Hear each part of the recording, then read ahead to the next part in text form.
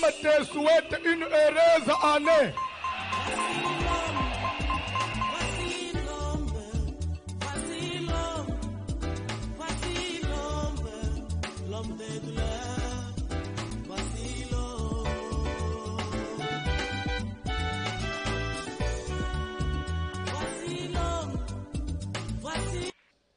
Josué, chapitre 6e, 26e verset et le verset 27e. Josué, chapitre 6, versets 26 et 27, nous lisons au nom de Jésus de Nazareth. Ce fut alors que Josué jura en disant: Maudit soit devant l'Éternel l'homme qui se lèvera pour bâtir cette ville de Jéricho. Il en jettera les fondements au prix de son premier-né et il en posera les portes au prix de son plus jeune fils. L'Éternel fut avec Josué, dont la renommée se répandit dans tout le pays. Parole du Seigneur.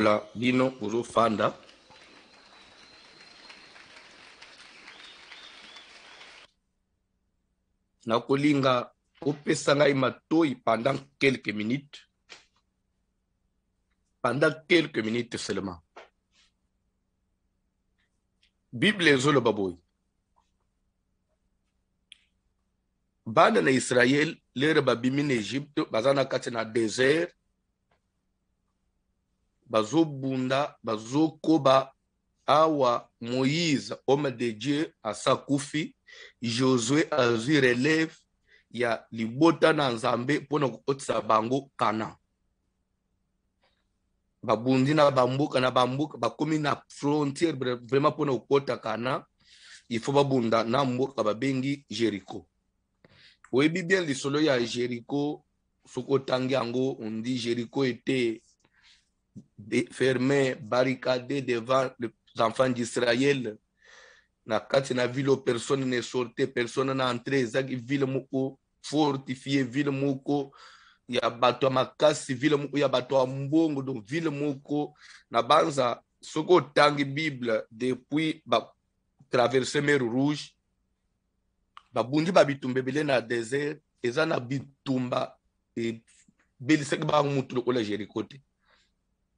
Parce que même pour ne koyeba ne fiske système ya mboka wana, il fallait utiliser ba espion ba kota na nzela ya ndumba pour ba kende koyeba comment ce qui se passe dans la ville, parce que la ville était c'est-à-dire ville était clôturée na ba mirayo ya ba béton ya makasi wana. Donc pour kota na ville wana il faut ba identité no ba yeba yo za nani ozo kende pa nani mutu po bi mais il faut ba retirer la porte. So talaka mboka yango même bino bozo ya na armée boko bandela wapi armée ngo pe bozana eza ba char de combat te armée israël za inango eza ba auto blindé te eza ba flèche na ba épée ici na tango ba flèche na ba épée et surtout que bazaki un peuple pauvre malheureux ba uti na boumbu ba odela na nini ya malonga bazana na armée manini ya malonga so bobanda ukende kubeta na mirayo wana kubandela wapi kubunda na mboka wana maile suka kibango. Mais l'heure basambeli Nzambe, Nzambe ebisi bango na kopesa bino vile wana. Je voulais dire quelque chose à quelqu'un. Miraille ya Jéricho o ezali boso na yo ezali suka ya vi na yo te. Comprendre nga bien te. Miraille ya mulayi muneno etemili boso na yo ezali suka ya vi na yo te. Il faut toujours tenir na parler ya Nzambe. Si vous voulez aller loin avec Dieu, saisissez plus le parler de Dieu. C'est pourquoi nous avons même la prophétie. Nous avons même nos prophètes. Quand vous prophétisez, il faut même papa. Dans la prophétie, il y a ceci. La prophétie a 3 temps. S'il vous plaît, la prophétie a 3 temps. Il y a le passé, il y a le présent et il y a le futur ou l'avenir dans la prophétie.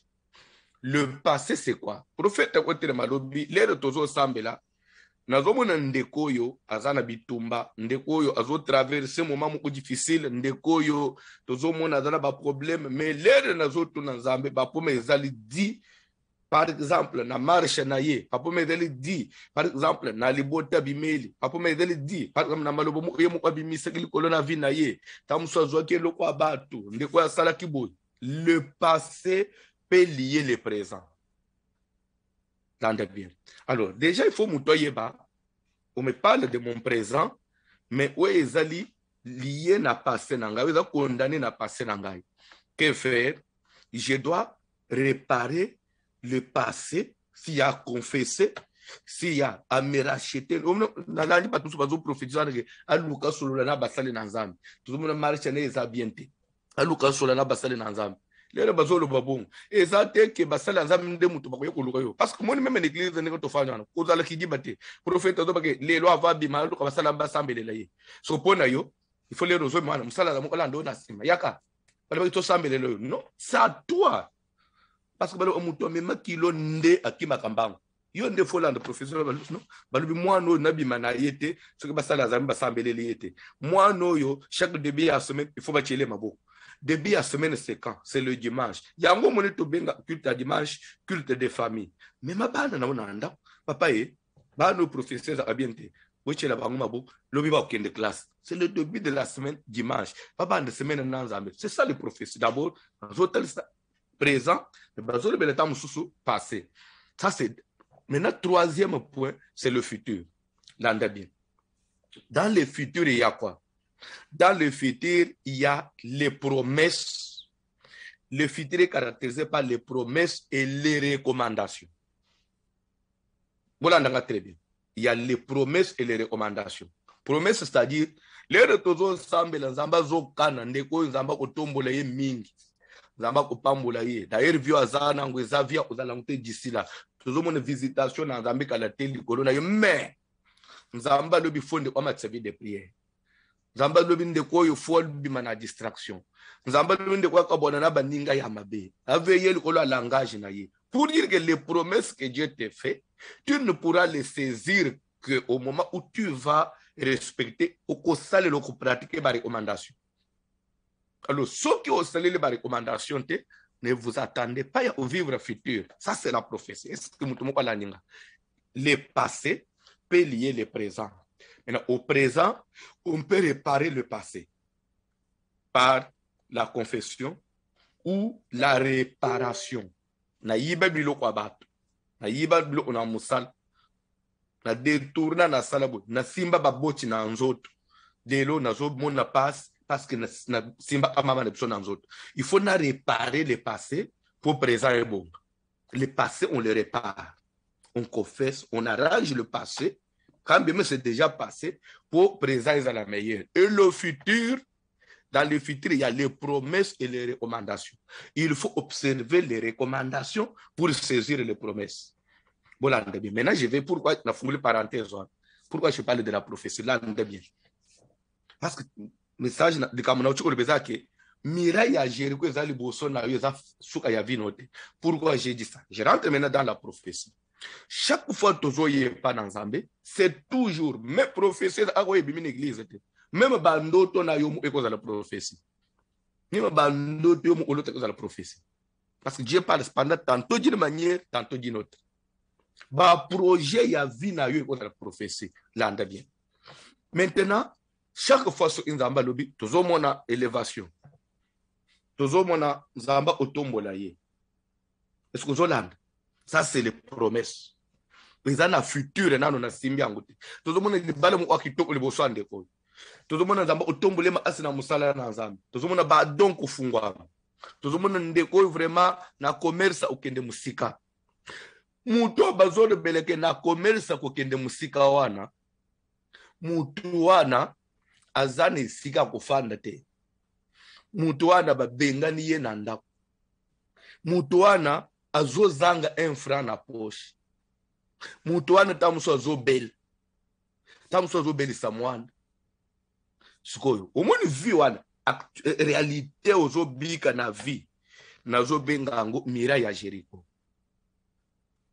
Miraille ya Jéricho ekoki kolengisa yo te aussi longtemps qu'il y a les promesses ya futur.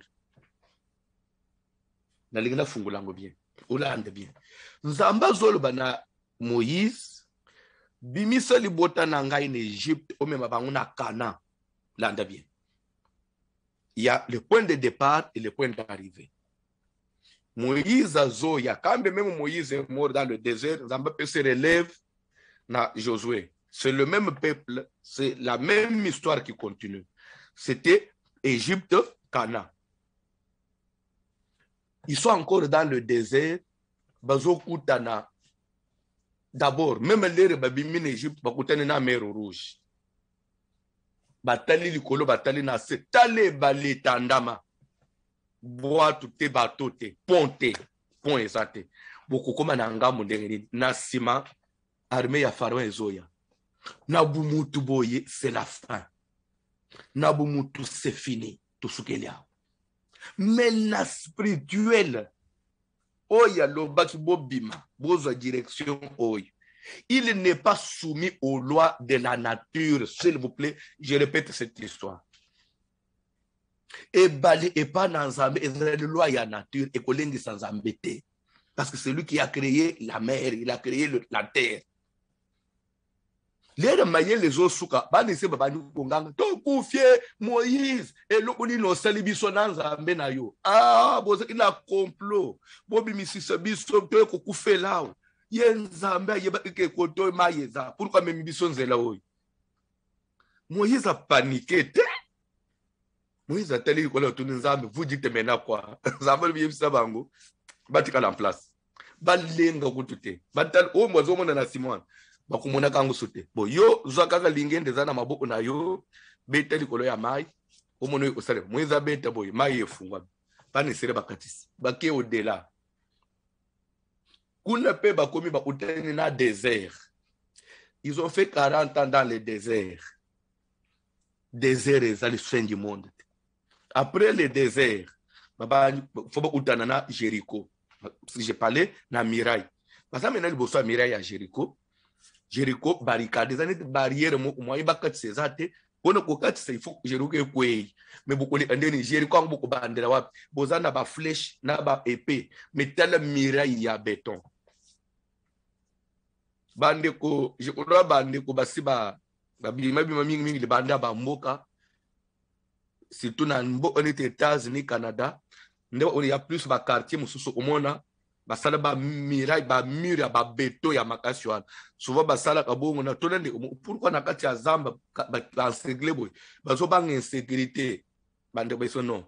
D'abord ba check ba mur ya mineno pour ko éviter makele to kuma isa ba autoroute makele la mitu ke zamingi pour ba to banda kuna ba yo kamingi makele te de et ça peut ba zamba ezana ba nyama pour ko éviter ba nyama ba kati sa ba hôtel ba donc ninga ba biloko ya ndengwana mais ce ko ya Jéricho ya pone bitumba ate yo munguno oye total ndengo kokota mira ne telemati pone Israël to kosuka wa mira yo to okatisa ndengeni mais na ligne oye ba place ozawa yeba prophétie na yo prophétie no ezolo bani ba prophète ozoba ke esili ozokufa ou bien zamba zokoba kolaka yo na balaka ebembete soki nzamba zokoba kolaka yo c'est qu'il sait que okokatisa Jéricho. Vous comprenez ngate Israël il fallait bayeba nzamba le baki kana lera zoba kana nzele ezalaka tipono okoma na kana na nzele ya kana mer rouge ezalaka mais à fin du monde te na nzela ya kana désert ezali ya 40 ans mais ezali fin du monde te na nzela ya kana Jéricho eza fin du monde te na nzela ya kana bitumba ya bamboka eza mais c'est lui qui m'a parlé m'a dit je te fais sortir de l'Égypte pour Canaan. Il n'est pas un homme pour mentir. Il est Zambé a surpris na ilokote. Les razo la kakana abosana ite mer rouge za ananzela. Les Zamba zo la kayo kana a évité que Jéricho ekozala. Dieu connaît, c'est que abosanité abosani Jéricho te, il sait qu'il y a Jéricho malobi yo kokoma na kana na koloba kokoma na kana ça yebi okolekela na Jéricho lokola yebi okolekela na Jéricho, il a aussi un moyen par lequel yo ko s'en sortir pour katisa Jéricho. Je voulais exhorter une personne ce soir. Je n'ai pas besoin de connaître ton problème, mais j'ai plus besoin de connaître ta promesse. En priant, appuyez, vous devez vous appuyer sur les promesses. Ne voyez pas seulement les combats, voyez aussi les promesses. Nzambe na ngai bitumba, nzambe na ngai bitumba, ngai makambo nyonso makasi arapela pape, nzambe na ngai bilaka, na yebi ete ekosimba. Malgré bitumba bilaka, ekosimba. Et quand vous combattez, vous devez avoir le regard non sur les combats, non sur la gravité, il y a bitumba, mais regarde, il faut être la terminus, être la kana. Tout ce qui serait le faisait na kubunda, vision na bango ezali bazomona kana. To bunda po to kota kana. Bunda po kota na ilaka. Ozo bunda po kufate, po kota na ilaka. Et pour conclure moi le parti oyo, na koba na matia na nga sur l'hôtel de parole, pour ça l'erreur. Pas nécessairement parce qu'il y a désert. Un jour ba murmurer contre l'Éternel, Bible do nzamba tindeli bango ba serpent ardent. Ba serpent moko il y a venimé, il y a venin ya makasi et bani ko soa bana na Israël babani ko kufa bazokufa babani ko lele pa nzambe nzambe zo salibiso boni nzambe yebisi Moïse sala serpent d'airain teye na perche spandre na perche oya ko soa mana nyoka ya mabe. La tango zo a passe, venez zo mataye na nzoto. Atala potate. Atala, weza suspendé na likolo. Soki a sali bongo, ako conserver vie. Oya kotala pota ako kufa. Oya kotala nyoko ezat na perche, ako conserver vie. Perche ezani, perche ezali kana, eza promesse. Nyo pota ya nyoka na vene na nzoto ezali komba. Réalité aux années à traverser les loups. Ne considère pas tes souffrances, mais considère la promesse de Dieu. Considère là où Dieu veut t'amener. Parce que toutes les souffrances du monde sont passagères. Tant qu'on est avec Dieu, et je vais vous dire une chose, alléluia. Ce qui Daniel a mis sous les colonnes en Zambete, à Kokaki Onyema Kokota na libulu na nkosite, sachant que Bankoso Babumakabab. Ba déchira kabatu bankoso bazana mesha makasi kutu balali si ba nkoso nzala ya mikolo bele kelere na ukita na échappé mende kwa nazo signer kota na bankosi mais nini ezo bangisa yete parce qu'il avait une promesse nza ayibaki na Babylone nzamba tini avait une promesse na ko changer croyance ya mboko na ko mema mboka nyonso bangimela nzambe ya Daniel nzambe wana we alaka kinga ibongo atana kiti na bankosi akotika ngate parce qu'il est fidèle. Je suis venu dire quelque chose à quelqu'un, quel que soit l'âge, quel que soit ce que tu traverses, God is not a man. Tu comprends? Dieu n'est point un homme. Soko bimina po alulibisa bana na yo bana na ngai quel que soit âge boko minango quel que soit ezo simba te bana na ngai nzamba mutu te. Simba ekosimba yebisana mutatape mine ekosimba omoni place wana odo munonje nazo exhorter yo kaka ba pasteur basaka bazo exhorter biso etali yo so ozo ngona sans wana etali yo bref j'évolue babundi na Jéricho balongi nzambe telema kaza nzambe mira ya Jéricho ekweyaki. Bana nisela ba bomi tous les fils d'Anak, les géants. Ya Jéricho bambinga wana. Oyo bandi ko bazoko lebake tokobima liboso na bango lokola ba soterel parce que bango baza bambinga baza milayi baza minen bana nisela ba kweya ba kweyisa ba twana ba bomi. Maintenant na seya réflexe wan émotion wan. Bible soba que Josué na verset 26 Josué 6, 26. C'est fit alors que Josué jura. Pas seulement il a parlé, mais il a même juré. Azo lapa, azo loba, azo lapa. En disant à l'obiboy, maudit soit devant l'Éternel l'homme qui se lèvera pour rebâtir cette ville de Jéricho. Maloba, yamutu. Mais malobo ezobima na force, malobo ezobima na serment, malobo ezako s'appuyer sur Dieu. Il prend Dieu à témoin. Pourquoi il a pris Dieu à témoin? Pourquoi Josué devait s'appuyer sur Dieu? Parce que Josué savait ceci, mutu azali limité un jour na kokufa, na kozalate. Mais les esprits ne meurent pas. Atangai na kufi, lilobo poetika na effet, il faut nzambe nda veiller le colonna ya. Na ko expliquer et le quoi. Lande bien. Atangai na kozalate, lilobo poe kokisa mais salam. Musalo na bimiseli ya. Nzambe comme lui l'esprit et que les esprits ne meurent pas. Alors Dieu soit devant, Dieu soit témoin, saisis cette parole. Mutunyo sokoya watangai Josué nazali susute. Alinga rebatir. Yokole yonzambo za esprit oveya. Kutana naye. Bolande bien. Exode chapitre 4, Papa John, verset 15, Tozoki, rapidement. Exode 4. Tu lui parleras et tu mettras les paroles dans sa bouche. Et moi, je serai avec ta bouche et avec sa bouche, et je vous enseignerai ce que vous aurez à faire. Il parlera pour toi au peuple. Il te servira de bouche, et tu tiendras pour lui la place de Dieu. Telema papa, telema mke, na expliquer, il est bani.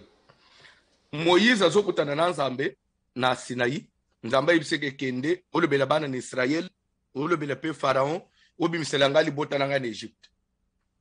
Moïse azobisa Nzambe, mais tu sais bien que naza mutoyo na langage facilité. Naza na liku kumaya. Suki na bangi ko begia e ko 10 minutes. Ka opona loba ngai, na obana e ko 10 minutes après ngai. Tu na loba li solo ici. Pour ba comprendre ngai. E ko ba au combien de temps? Zamba yebisi. Je crois que en disant ça, Moïse connaissant aussi la grandeur de Dieu et de quoi Dieu est capable, il s'attendait à ce que Nzamba le voie. Ah oui. Na bosa na ki aspect wana. Olo baka biente yakakas. Fungule muno. Nzamba stimbilo lemo après li kukumesili. Nzamba yibisebo. Lera ngana zo benga yowana. Lebe ko za analiku. Parce que ngamuto na sali ovo. Ezotika la kabo. Mais tant que le ko nazo sal. Tara simana yo. Ndi una aron ya wanazoya. Akuzale interprète na yo. Yako bandu ko interpréter ko mano très bien. Mais tu mettras les paroles que toi tu as, ce que toi tu devais dire, tu vas placer ça dans sa bouche. Maloba na yo okotia na munoko ya Aaron, landa très bien. Siko ngai Nzambe na kobanda kozala na munoko ya yo Moïse pe na kozala na munoko ya Aaron. Elingi koloba nini? C'est l'air Aaron na Moïse bakobanda koloba. Bato omona akake Moïse nda zoloba. Bato kanisa Aaron nda zoloba. Nzo eden zamba za na munoko na ba. Mais Dieu qui est invisible, mais il est avec leur bouche. Pourquoi Dieu devait être avec leur bouche? Pour exécuter ce qui sort de leur bouche. Pour faire que ce qui sortira de leur bouche est ikala. Et salamusala, Dieu esprit, il faut azala na maloba na ba. Na lingine biso yini chose. Ezana batu.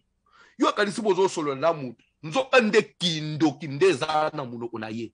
Milimu mabende zana munoko na ye. Yo anske mama na biso zo silika zo le bamaka munakanda. Nzo ande la sorcellerie est avec sa bouche. Et c'est les esprits qui vous maudissent, mais à travers une personne. Dieu parle à Israël, mais à travers quelqu'un. Na kozala na muno unabango. Mino omususu ezana satana na kati. Alléluia. Mino omususu ezana mulili na kati. Muto zolo bo kanisi muto zolo ba mutu nda zolo kanisi zama loba ya mutu. nzo ande mulili ezana munoko na ye wana tika minoko nyonso ya mulili we bimisa makambo mulili meme likolo na yo keba eyamba moto. C'est pourquoi nazoloba même papa maman parents responsables, quand vous parlez aux enfants vous devez toujours discerner na minute oyo nani azana munoko nanga satana ko lata yo yebite toujours ko banabino parce que nous parlons de l'autel des paroles. Pierre un jour Satan lata Pierre sans le savoir. Pierre lui-même ne savait pas que Satan a ça latina. Pierre avec Jésus, mais Satan a eu à côté à lati Pierre, c'est la tongue la atina Pierre. Pierre Azoya a béni Jésus. Maître, s'il vous plaît, je voulais te souffler quelque chose. Tu n'as pas béni. Les babi ma bendani na sima. Bible dit que Pierre Azoba ne coupe pas mela Yesu. Pierre Azoba mela Yesu. Boniko rezona amakambozodo. Tale biso na baji na biso, nous sommes des responsables. Obengi biso, to tigi basi na biso na misala, to négliger makambo to sala, ko to landa ko na sema butu moy. So lelo so courage, audace ya ko yebisa biso ke o lingo kufa, o kende na yo. Po che biso wapi. So lelo so kufa wana. Garantini no zo tikele biso. Maloba wana ya zo kufa wana. Esila na muno pandelelo. Eso se pédé biso. Yesu atali Pierre. Ça c'est Pierre. Comme si Pierre voulait au côté na mutu na Jésus abanga liwa anji masuko kufate abanda osambele nzambe na ufate batikala na ba Pierre nous ande mission ya Jésus il faut kufa pour mukilebi Satan connaissant que liwa na Yesu ko biki sabato il veut mener exhorter Yesu na bunjoto abanga kukufa comme ça humanité bikate Jésus atalabia arrière de moi Satan musika nanga Satan wa latikati na Pierre. Pierre ezama lobanote. Je voyais Satan dans ta bouche. Vous devez apprendre à discerner les gens qui vous parlent. Il y a d'autres personnes qui t'adressent des paroles, mais il y a Satan dans sa bouche. Satan dans sa bouche. Satan na munoko na papa na bino. Satan na munoko anoko na bino. Satan na munoko ya bakoko na yo. Ne kanga famille. Josué nzamba na munoko na ye. Il dit, maudit soit devant l'Éternel l'homme qui osera rebâtir cette ville. Jour kobanda kufela mwana ya liboso ya mobali. Jour osilisa kotonga akufela mwana ne asuka ya mobali. Josué akufa kenda. Mabele wana itikala zamba. Batu pe ya tango wana bakufi. Des générations babosana. Un jour il serait la mikutike bakuboti bafuluki bakomi ebele bisika ya kotonga swezate ndengo mona obalingi batonga quartier ya sika ndenga na ishaso batonga cité oasis obalingi batonga cité mo onansel gouvernement ye otalebi non en tout cas terrain wana ya Jericho wana to moni fobo en tout cas bokata ba mapango bosala boy batonga pe wana marché ko ina mabuku ya nani ya ingénieur architecte Yel de Bethel. Il a gagné marché. En tout cas, donc ba ingénieur rebelle, nzambe na biso asalingade na gagné marché pona kotonga entreprise ya biso nde kotonga ville ya Jericho na place nzamba zolukum vraiment soki vraiment makambwa ni sibito ko pesa dim. Papa wana kei jour bazo akenda ba tracteur na ba engin po ba banda misala ba cheka pa una sepa téléphone leli. Moi ça bengi na ndako. Mwana na biso ya liboso ya mobali. Azali ina lufu akende osomba biloko. Lele bazo ya batelema ina parking mo. Bavangi na baninga na ye bazo pema. Banyingisa yebo yazo nyinga na sute akufi. Ka mwana akufi boy kaka. Papa oyo ba suspendre na nani misala azo nginda. Ba leli bakondi mwana. Bazo idete. Babani oto. Ti basilisi site batongi bandaku banzela batie ba mai courant ekoti esili. Jour sko ya kembo sko fo ba présenter siko yo mboka e pa leta ba lo bantu ka musale esili bato ba ko banda ko kota ka jour wana ya ba kateri ban symbolique de ka ba pa téléphone leli. Nini mwana na biso ya so ya mubali abandi usakana kana baninga boye asalika ne takangami akufi. Nde directement ba mikolo ba ikolo ba non to sala kere eza maloba Josué alobaka likolo ya mabele oyo. Koma tokei kotonga sans koyeba ke mabisika yango balobaka. Nazoyebisa yo une chose. Eza na mibali ozomona ye mobali kitoko na mandefu tala beauté. Menzo andeza mabele ya Jericho. Ngate. Nelingina bande. Mwana mobali kitoko, mwa mandefu bien koleka yanga ya. Yanga ute komi pembe, ya yeza nanu noir. Akataka vraiment, achaka ba coin. Asalaka na banque. Tala français maï na munoko. Aye olobi en tout cas, nzamba mawombi asali. Nzokande, ozotonga Jericho. Nazoko. Ezana basi. Tala bonzenga ya mwasi. Tala bonzenga ya mwasi. Kutuna yo mukozolo ba mwana mwasi oyo. Ndenge nini? Ngana ye umona ye. Kala nyoso ba mbele musuba mona yete. Nzambe se eza chance nanga na umelete na bale mbangu bangu de perke ba kobotola nga ye na mobali mususu. Parce que leki kitoko. Nzoka nde soko yebaka mabele ya Jericho nde bisiko kokende kokunda premier ne na yo ya mobali na dernier ne na yo ya mobali parce que za mabele ya Jericho. Est-ce que bato bayeba biloko wana? Est-ce que bato bayeba biloko wana? Est-ce que yo falu kende kotonga likolo ya Jericho? Est-ce que falu mikutana libala wana? Bande kweza na libala okoti ozindi pour toujours malgré les grâces de Dieu en toi et sili au komi tapis chiffon. Ndo zokuta muto komi onjire umoni koko nzeta koko kana sikre. Umoni sukana sikre balia akana sikre ba mela ba bilo kwana te. Basiba melika soup ba oyi kabulu ba babwaka. Okoko mo onjire kana sikre basiba lie mais skoyo babwaka kwa ba kamolio. C'est pourquoi j'ai toujours dit aux jeunes kolanda kobriye ya mutute. Kolanda kobriye ya mutute. Na vie, vivez pour vous-même. Ne vis pas par rapport à ta mère.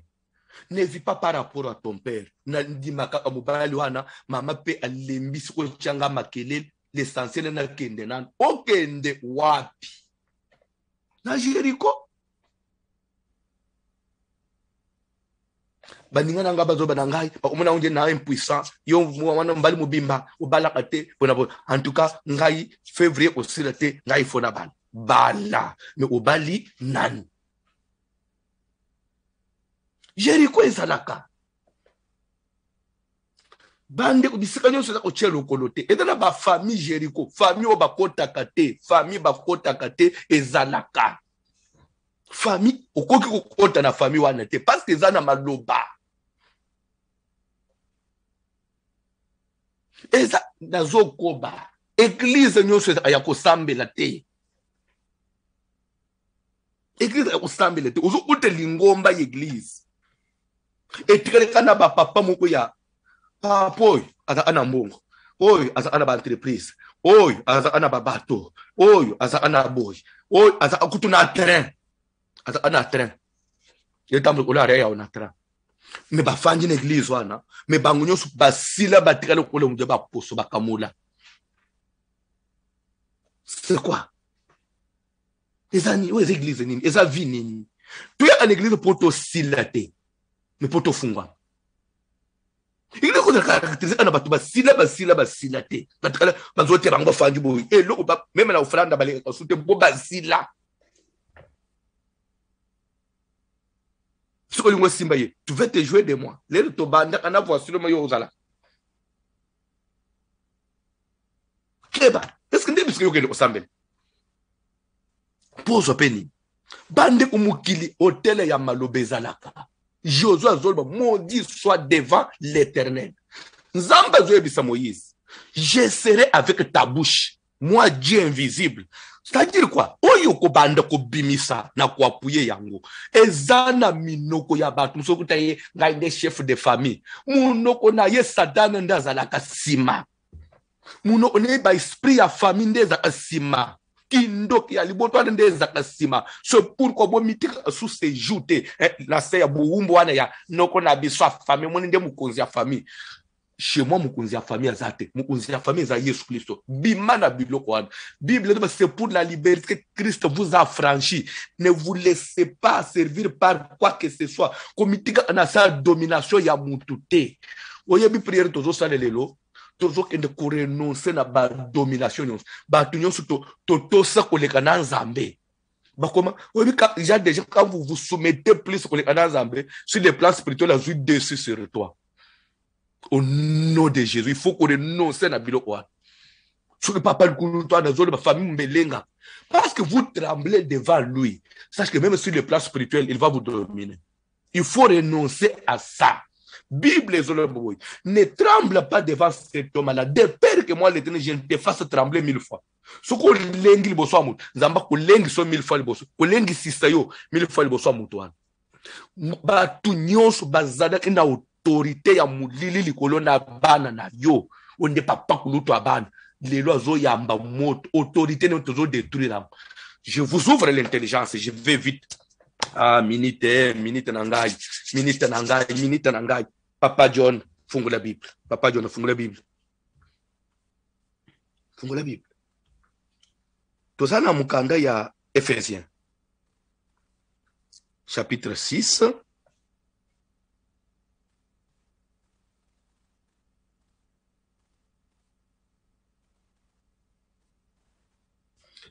Papa John, aux autres verset 11 na 12. Mais plus, verset 12, Ephésiens 6. Revêtez-vous de toutes les armes de Dieu afin de pouvoir tenir ferme contre les ruses du diable. Car nous n'avons pas à lutter contre la chair et le sang, mais contre les dominations. Malembe papa nangai. Nous n'avons pas à lutter contre la chair et le sang. Oui. Alors, mais c'est contre quoi? Mais contre les dominations. Stop. Contre quoi? Les dominations. Et lingi kolobani. Combat ya liboso spirituellement tobunda anayam. C'est contre tout ce qui domine sur toi. Omuli bato baza na domination likolo na biso. Nde bato babuma biso. Président ya équipe. C'est une domination. Mukonzi ya Lingomba. C'est une domination. Mukonzi ya Zando. C'est une domination. Mukonzi ya famille. C'est une domination. Ceux qui battent, bazale revêtir na nguya ya mulili. Ils vont vous écraser. Parce que déjà, ils dominent sur vous.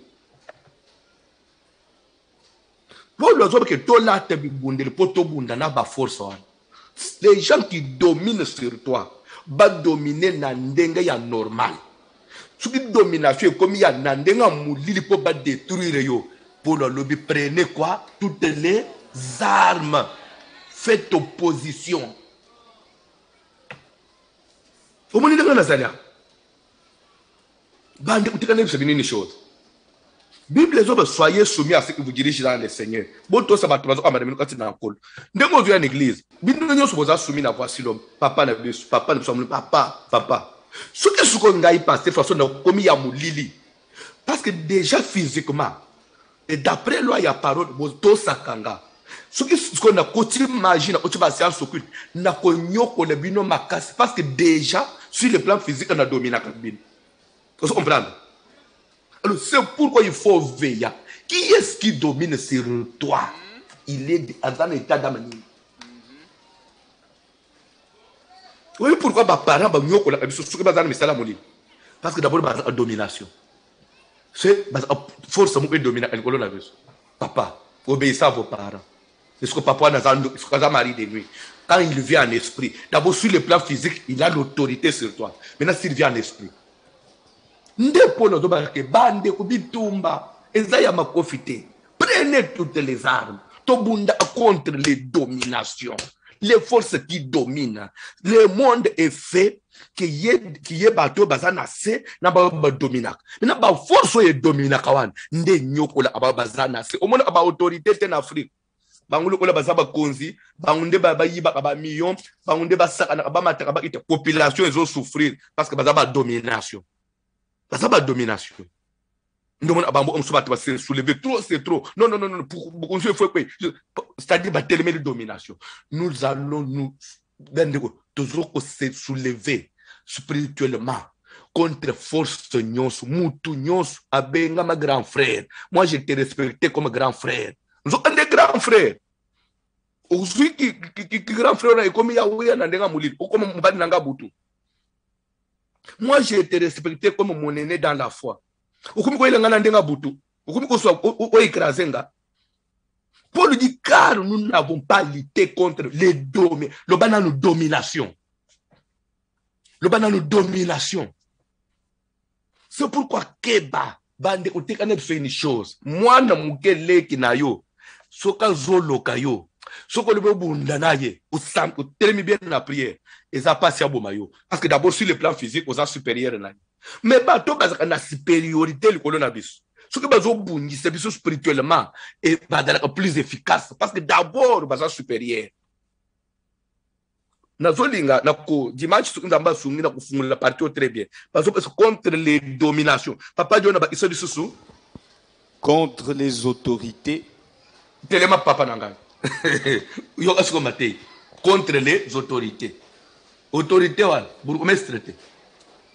Ba autorité d'abord un tous au monde boye spirituellement en autorité le kodoranga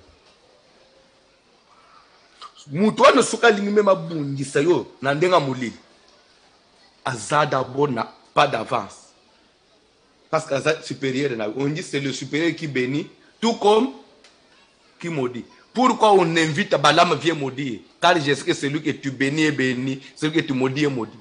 Et Balaam, pour maudire Israël, il monte au sommet de la montagne. Pourquoi il doit monter? Pour être plus élevé que Baou Bazanase. Tous ceux qui sont sur la montagne par rapport à nous, nous n'avons pas à combattre contre la chair et le sang, mais contre les dominations. Qui est-ce qui domine sur nous? Et on a exercer un pouvoir en tant que PCA, dans la famille. Nandenga ya l'État, nandenga ya société, nandenga spirituelle, azamu kambi nangai na Coran, azamu kambi nangai na intercession, azamu kambi nangai na comité, mais mukambi ando. Te. Toujours combattre. Toujours combattre. Pour autorité en elonga yote. Nazana besoin de la prière. Nazana besoin de la prière. Mutu nyons azakana pouvoir likolo na yo na ndenga ya loi ya nzoto soit ya mulimu mais akomi ko exercer ngo autrement amodisaka afrena etufaka vina yo bien mais tokende ko détruire na ba domination nyons ba force yo ba nyons ba domina likolo na biso domination nyons ya ténèbres na ndenga Satan e yamba moto to sambele na kombo na Jésus ozo sambele bien te. À quel niveau?